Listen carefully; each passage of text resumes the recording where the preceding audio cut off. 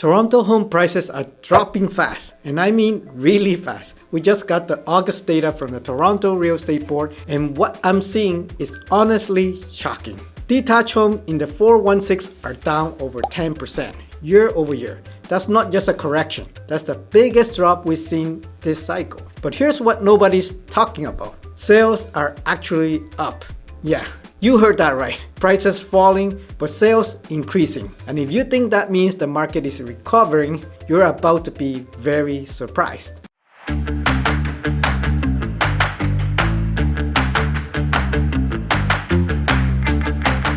My name is Antonio with the ND7 team, and I've been tracking GTA market data for over 5 years. What I discovered in this latest report could save you from making a massive mistake, whether you're buying or selling. In the next 10 minutes, I'm going to break down exactly what's happening, why everyone's getting this wrong, and what this really means for your next move. But first, let me show you the numbers that are keeping me up at night. Alright, let's dive into the actual data, because what you're hearing in the headlines is only half the story. Detached homes in Toronto, the 416 down 10.2% year over year. But here's what's interesting. Condos in the 905 are down even more at 10.6%. That tells us something specific about the pressure is coming from. Now, the real estate board and the bullish publications are going to tell you, look, sales are up. The market is recovering, but here's the catch that they are not explaining. Sales are only up because prices are falling. More people are willing to transact when prices come down, but that doesn't mean the market is healthy. It means the market is adjusting. Let me give you a real example. I just helped a client buy a condo in Markham last month. Same building, same floor plan as a unit that sold in March. March unit, $789,000. August unit, $728,000. That's $61,000 less for the exact same product. But here's what's really concerning me. If we go back to last month's data, sales growth briefly outpaced new listings growth. I thought maybe demand is catching up to supply, but August flipped that completely. New listings are now up 9.4% while sales are only up 2.3%. That means supply is outpacing demand again, and we're trending deeper into buyer's market territory.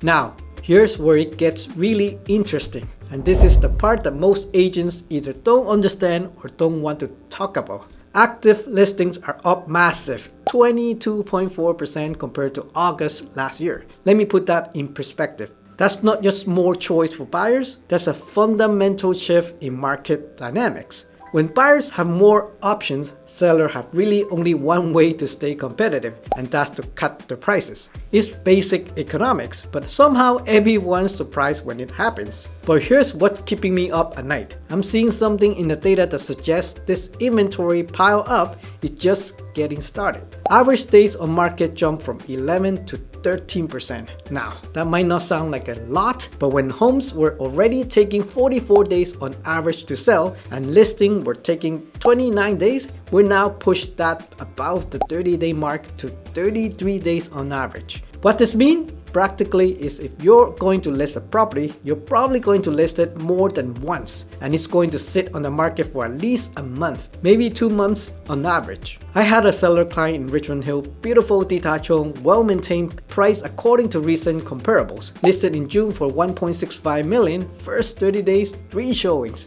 No offers, reduced to $1.59 million in July. Another month, 5 showings, 1 lowball offer we rejected. Finally sold in August for $1.52 million. That's $130,000 less than the original asking price. And it took 3 months. Now, property that are priced really well are still moving quickly, but the margin for error has completely disappeared. Now let's break this down by property type, because not everything is getting hit equally. And this is where strategy becomes really important. Condos are getting hammered, especially in the 905. I'm seeing units in Markham and Richmond Hill that were selling for $800,000 last year, now struggling to get $720,000. That's a 10% drop. But more importantly, they're sitting on the market for 60, 70, sometimes 80 days. But here's what's interesting. Larger condos, the one over 1,200 square feet, are holding their value better. Why?